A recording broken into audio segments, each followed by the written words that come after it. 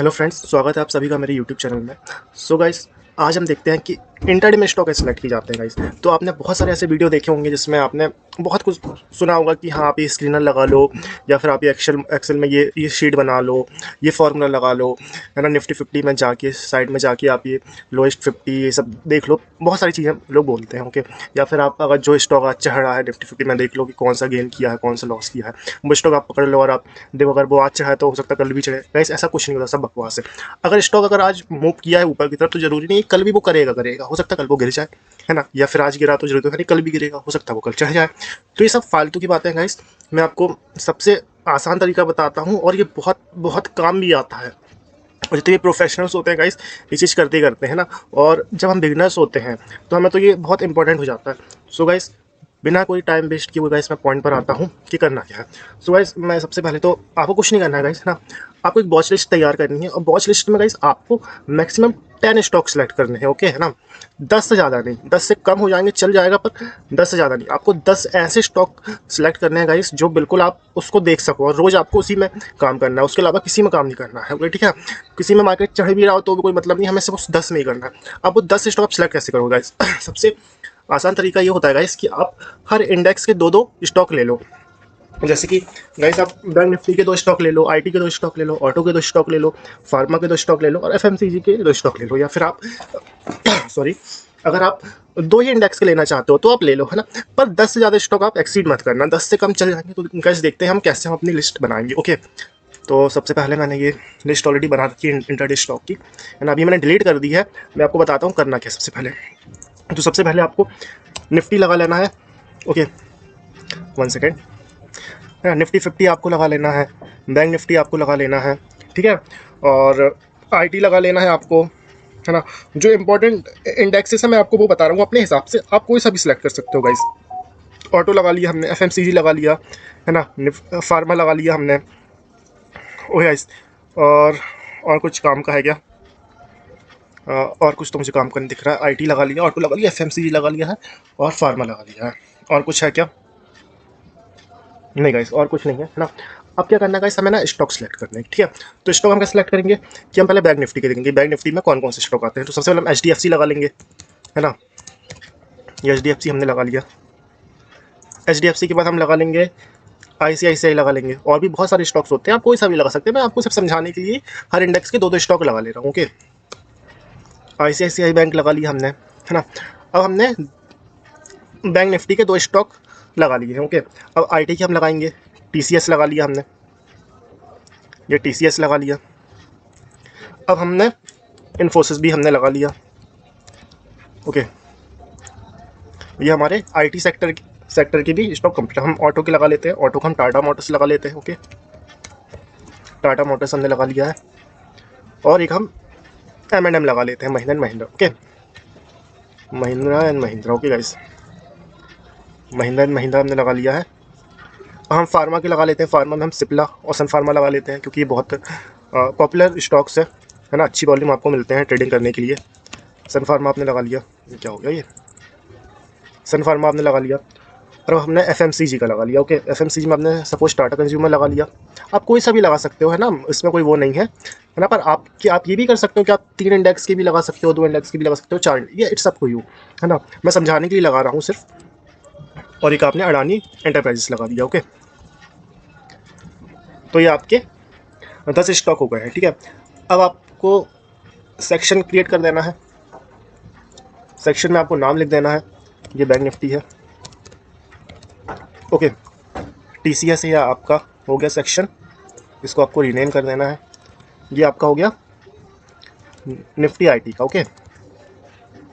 ये Nifty IT हो गया। इस पर आपको कर देना है, ये आपका हो गया निफ्टी ऑटो का, निफ्टी ऑटो हो गया, ओके गाइस। निफ्टी ऑटो हो गया। ये आपका निफ्टी फार्मा हो गया, निफ्टी फार्मा हो गया। ये आपका हो गया निफ्टी एफएमसीजी, ओके।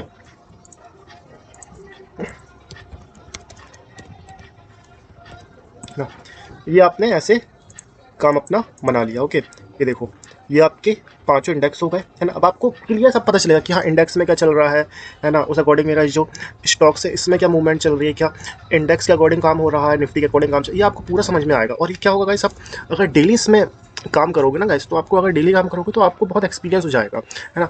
अब गाइस क्या होता है, मार्केट में किसी ने बोला हाँ यार देखो यार वो तो जा रहा है, ऊपर जा रहा है। सपोज हम रिलायंस देख लेते हैं कि किसी ने बोला रिलायंस, और आपको रिलायंस का कोई आइडिया नहीं कि रिलायंस किस लेवल से ऊपर क्या। अब आप भी उसको लगा लिए। अब उसने अलग उस पर तैयारी करके रखी होगी एक महीने से, पर आपने नहीं, आपने तो उसका सुना और आपने लगा लिया, तो है ना। पर आपको चीज़ें पता नहीं है, तो आप क्या करोगे, लॉस में चले जाओगे अगर आपकी तैयारी अच्छी से नहीं रहेगी। और बाकी अगर आप काम ऐसे करते हो कि आपने स्टॉक लगाए हुए हैं, तो आपको पता चलेगा कि हाँ आज क्या हुआ, कल क्या हो सकता है मार्केट में। तो आपके पास पूरा डेटा होता है गाइस ना। आपको हर दिन आप काम करते हो ना, तो आपको आपको पता चल जाता है उसके बारे में, ठीक है। तो आपको पहले से, और अगर उसके अकॉर्डिंग काम हो रहा होगा तो आप काम करो, अदरवाइज आप छोड़ दो उसको। तो हम देख लेते हैं काम कैसे करते हैं ना। सबसे पहले हम देखते हैं HDFC ना। एक दिन पहले आपको एक काम करना है। ये देखो मैंने लेवल्स लगा के रखे हैं। अब आप देखो कि क्या क्या हो सकता है, ठीक है। आप 1 आवर का टाइम फ्रेम लगा लो, है ना। अगर आप इंटरडे कर रहे हो तो 1 आवर का टाइम फ्रेम बहुत हुआ। अब आप गाइस देखो, सीधी सी बात है ना। आपको क्या समझ आ रहा है, एक रेंज समझ में आ रही है, ये रेंज समझ में आ रही है आपको। अब जब भी ये इसके ऊपर जाएगा तो आप सीधे से उसको खरीदो मार्केट को, या फिर इसके नीचे ब्रेक डाउन करता है, सपोज अगर ये मतलब इसके नीचे जाता है तो आप इसको बेचो। तो आपको ये पता होता है, ये चीज़ कब पता होगा, जब आप इस पर काम करोगे। ऐसे ICICI बैंक में हम देख लेते हैं क्या हो रहा है।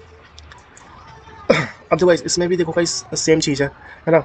आप देखो ऊपर की तरफ से एक ट्रेंड आ रहा है इस पर, ये देखो एक ट्रेंड आ रहा है ना। अब जैसे ही अगर मान लो ये इसको तोड़ता है ना, इसको तोड़ता है, इसको ऐसा तोड़ता है, बस आप इसको नीचे की तरफ सेल करो इस टारगेट के लिए, है ना। तो ऐसे आपको प्लान पहले से बनाने पड़ते हैं, और अगर उसी के अकॉर्डिंग काम हो रहा होता है तो आपका काम आसान हो जाता है। तो अब इसमें आपको क्या क्या समझ में आ रहा है गाइस, TCS में, कि ये जो रेजिस्टेंस ले रहा था इस लाइन का, इसको इसने ब्रेक कर दिया है। तो अगर अब ये प्राइस ऐसे जाके ऊपर जाता है और इसको भी अगर ब्रेक करता है, तो वहाँ से आपको लॉन्ग करना है ना। ऐसे आप काम करोगे, है ना। इन्फोसिस भी आप देख रहे हो कि ट्रेंडिंग मार्केट है, ये देखो ट्रेंडिंग मार्केट है, ओके। ट्रेंडिंग मार्केट है, तो आप भी क्या करोगे, जब तक इस लाइन को सपोर्ट कर रहा है, इसका सपोर्ट ले रहा है, तो आपको जब तक आपको होल्ड करना है, मार्केट को बाय करते जाना है। तो ऐसे आपको काम करना होगा। टाटा मोटर्स में भी हम देख लेते हैं, है ना। देखो इसमें भी ये क्या कर रहा है, इसमें भी क्या कर रहा है, ये इसको रजिस्ट कर रहा है, ये जो ट्रेंड लाइन है इसको रजिस्ट कर रहा है। तो इसमें भी गाइस सिंपल है कि अगर इसको तोड़ता है, अगर इसका ब्रेक डाउन देता है, आपको सेल करना है। और सपोज अगर इसका ब्रेकआउट करता है तो आपको होल्ड करना है ना। देख के जो भी स्ट्रक्चर है वैसे ऐसे ही काम होता है गाइस, बहुत इजीली काम होता है अगर आप ये चीज़ करते हो तो। अगर महीने भर का काम ये कर लोगे ना गाइस, तो आपको ना हर लेवल्स पता चल जाएगी कि मार्केट में हो क्या रहा है ना। ये M&M में क्या हो रहा है गाइस, M&M में भी क्या हो रहा है गाइस, तो साफ साफ आपको समझ में आ रहा है मार्केट एक लोअर ट्रेंड में है ना। तो बस अगर ये लोअर ट्रेंड में है, आप अगर ये इसका ब्रेकडाउन करता है, इसमें भी आप नीचे की तरफ सेल करो। सिप्ला भी वही चीज़ है, सॉरी सिप्ला में भी हमने चार्ट देखा नहीं है ना। देखो सिप्ला का चार्ट थोड़ा समझ में नहीं आ रहा, सिप्ला का चार्ट थोड़ा कॉम्प्लिकेटेड है ना। पर इसको अपन को 4 आवर में देखना पड़ेगा। मैं देख देता हूँ, हालांकि मैंने पहले से ही सब करके रखा हुआ है, इसलिए मुझे लेवल्स पता हुए हैं कि कौन सा लेवल्स क्या है। आप सिप्ला देखो, सिप्ला क्या है गाइस, एक सेकेंड। ये देखो कितना प्यारा, यहाँ पे सपोर्ट बार बार ले रहा है ना। अब हमें पता है, अगर देखो गाइस जिसको पता हो, जिसने इसको पहले से ही ट्रैक करके रखा हुआ, तो उसको पता ही सपोर्ट का एरिया, तो वो तो होल्ड करेगा यहाँ से, है ना। तो ऐसे काम होता है। सन फार्मा भी आप देखो, सन फार्मा भी गाइस देखो कितने कितने बढ़िया जोन में है, देखो।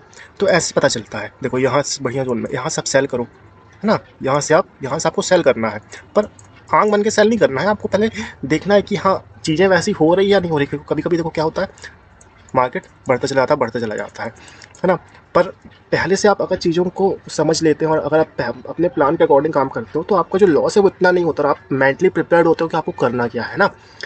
अब टाटा टाटा कंज्यूमर हम देखते हैं, टाटा कंज्यूमर में क्या चल रहा है। तो टाटा कंज्यूमर में भी प्राइस बहुत गिर रहा है, ओके, है ना। और इंटरडे में हमें जब भी काम करना होता है तो हम 1 घंटे में ही काम करते हैं, ओके। डे का चार्ट नहीं लगाते, क्योंकि डे का क्यों करना है हमको तो इंटरडे करना है, हमको तो 15 मिनट में एंट्री लेना है और 15 मिनट में निकल जाना। ज़्यादा से ज़्यादा आप 1 घंटे का करो या फिर 4 आवर करो, डेट्स इट। इससे ज़्यादा हाई टाइम फ्रेम में आपको जाने की ज़रूरत ही नहीं है, ओके। इसमें भी देखो ये प्रॉपर इसका रजिस्ट कर रहा है। तो अगर इसमें भी अगर अगर ये जो नीचे की तरफ से ये जो ट्रेंड आ रहा है, अगर इसको तोड़ता है, ये तोड़ के ऐसा होके ऐसा होता है, बस आपको लेना है, काम करना है, इस पर सेल पोजीशन लेनी है। अडानी में भी आप देखो,